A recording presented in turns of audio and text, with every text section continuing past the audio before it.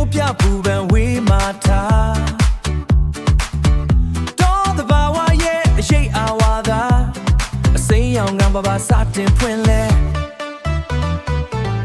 ဒီမှာရှိတဲ့အရာသာသဘာဝလေးရပေါင်းဆက်ထားပန်းကန်တဲ့ကမြင်ခွင့်တစ်ခုလို့စိတ်ဝိညာဉ်မှာငြိမ်းချမ်းစေတော်သဘာဝလေးလာပါအရာသာစစ်ဒီမှာတွေ့မယ်အခုပဲလာခဲ့နော်တဘာဝရဲ့အငွေအသက်ဖိတ်ခေါ်နေပြီမင်းကိုဒီထက်ကောင်းတာမရှိတော့ဘူးပျော်ရွှင်ခြင်းတွေပေးစွမ်းမဲ့တဘာဝကိုလာခဲ့ပါ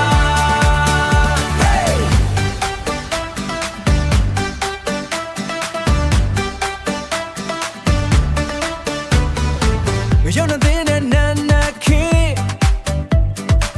လေညင်မှာချက်ထားတဲ့အရာသာလက်ဆက်ချင်းရဲ့အတိတ်ပဲဒီမှာမမင်းခံစားရမှာဒီမှာမမင်းခံစားရဟင်ပွဲတိုင်းမှာပါဝင်နေ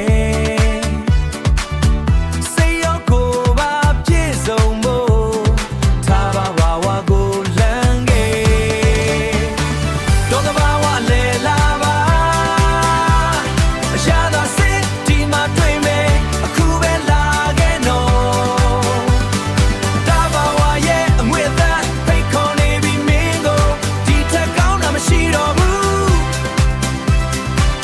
瞬间